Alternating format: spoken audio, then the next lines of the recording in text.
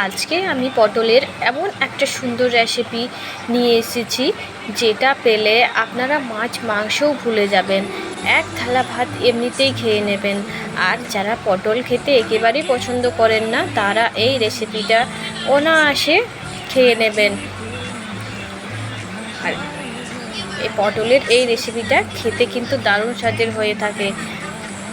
এটা আপনারা রুটি পরোটার সাথেও খেতে পারবেন। তার জন্য স্কিপ না করে ফুল ভিডিওটি দেখুন। আর যদি আমার ভিডিওটি ভালো লেগে থাকে তাহলে অবশ্যই একটা লাইক ও শেয়ার করে দেবেন। আর যদি চ্যানেলটিতে নতুন হয়ে থাকেন তাহলে একটা সাবস্ক্রাইব করে দেবেন আরও নতুন নতুন ভিডিও পাওয়ার জন্য। আপনাদের সাপোর্ট আমাকে আরও উৎসাহিত করবে নতুন নতুন ভিডিও বানানোর জন্য।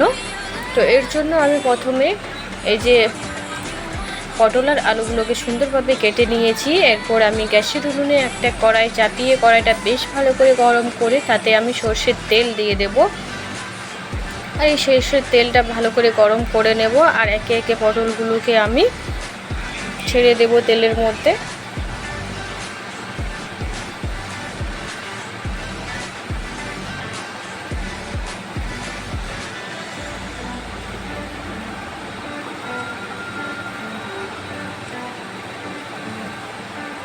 আর দিয়ে দেবো অপর থেকে কিছুটা লবণ আর একটু হলুদ গুঁড়ো করে এগুলোকে ভালো করে মিশিয়ে আমি পটলগুলোকে লাল লাল করে ভেজে নেব।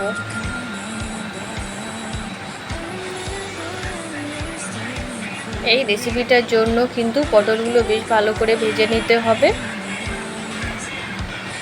এই দেখুন এইভাবে লাল লাল করে আমি পটলগুলো ভেজে নিয়েছি। এরপর এগুলো আমি তেল থেকে উঠিয়ে নেব।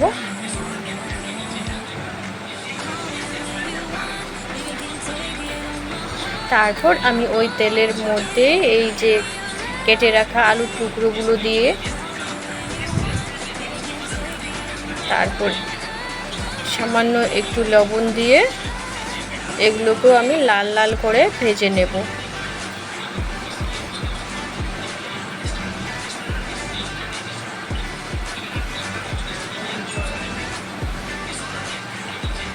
এখানে আর আমি হলুদ গুঁড়ো দেব না, যেহেতু আমি পটল ভাজার সময় হলুদ দিয়েছিলাম তাই তেলের মধ্যে অনেকটা হলুদ হয়ে গেছে। তো আলুগুলোতেও হলুদ হয়ে গেছে, তার জন্য আমি আর এখানে হলুদ দিইনি। তো এই দেখুন আলুগুলো আমার সুন্দরভাবে লাল লাল করে ভাজা হয়ে গেছে, আবার সিদ্ধ হয়ে গেছে।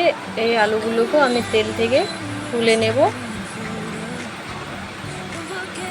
দেখুন পটল আলুগুলোকে আমি সুন্দরভাবে লাল লাল করে ভেজে নিয়েছি। তারপর আমি গ্যাসের উনুনে একটা পাত্র চাপিয়ে দিয়েছি, তাতে আমি কিছুটা জল দিয়ে দিয়েছি। এরপর আমি এখানে 3টে টমেটো আর কিছুটা আদা আর রসুনের টুকরো নিয়েছি আর 2টো নিয়েছি শুকনো লঙ্কা। এগুলোকে বেশ ভালো করে আমি জলের মধ্যে কিছুক্ষণ ফুটিয়ে নেব। আর এই দেখুন টমেটোগুলো থেকে যখনই এর খোসাটা ছেড়ে আসবে তখনই বুঝে যাবেন যে টমেটোগুলো আমার সেদ্ধ হয়ে গেছে। তো এরপর আমি টমেটোগুলো আর আদা রসুন শুকনো লঙ্কা সবগুলো আমি তুলে নেব।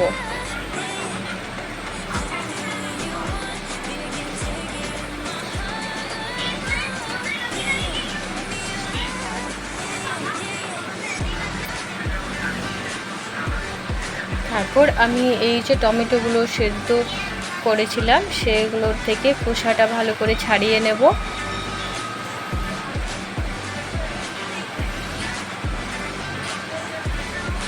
সব টমেটোগুলোর গা থেকে আমি খোসাটা ছাড়িয়ে নেব। তারপর এগুলোকে প্রথমে একটু টুকরো টুকরো করে কেটে নেব আর এগুলো একটু ঠান্ডা হওয়ার জন্য রেখে দেব।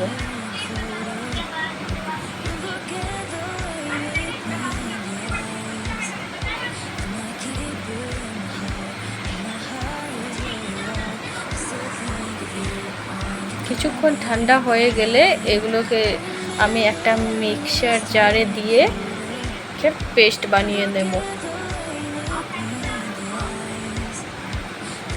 এই দেখুন এখানে টমেটো আদা রসুন আর শুকনো লঙ্কার আমি পেস্টটা বানিয়ে নিয়েছি। তারপর আমি ওই যে পটল আলু ভেজে রাখা কড়াইয়ের যে তেলটা ছিল সেই তেলের মধ্যে আমি দিয়ে দেব গোটা গরম মশলা ফোড়নে আর একটা তেজপাতা। আর এখানে আমি একটা বড় পেঁয়াজ কুচি কুচি করে কেটে নিয়েছিলাম, সেই পেঁয়াজ কুচিটা আমি দিয়ে দেব তেলের মধ্যে।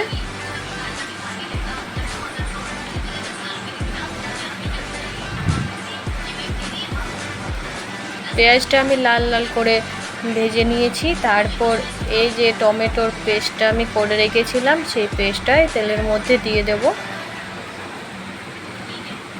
আর এটা বেশ ভালো করে নাড়াচাড়া করে এটা সুন্দর করে কষিয়ে নিতে হবে। তারপর এই যে মিক্সিং জারে জলটাও আমি ভালো করে ধুয়ে দিয়ে দেব। আর দিয়ে দেবো এখানে হলুদ গুঁড়ো, কাশ্মীরি লঙ্কার গুঁড়ো, সব গুঁড়ো মশলাগুলো আমি দিয়ে দেব। এখানে দিয়েছি জিরে গুঁড়ো, ধনে গুঁড়ো, গোলমরিচের গুঁড়ো, সব গুঁড়ো মশলাগুলো দিয়ে এরপর ভালো করে কিছু সময় ধরে এটা কষিয়ে নেব।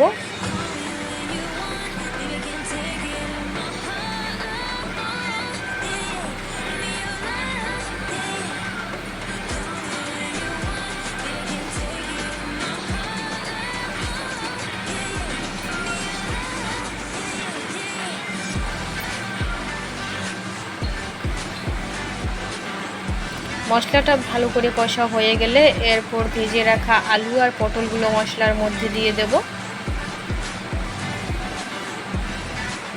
তারপর আমি মশলার মধ্যে দিয়ে ভালো করে মশলাটার সাথে আলু আর পটলগুলো মিশিয়ে নেব।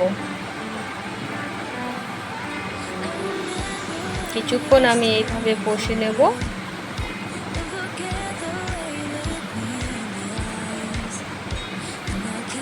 যাতে সমস্ত মশলাগুলো আমার পটল আর আলুর মধ্যে ঢুকে যায়। তারপর দিয়ে দেব কিছুটা পরিমাণ জল।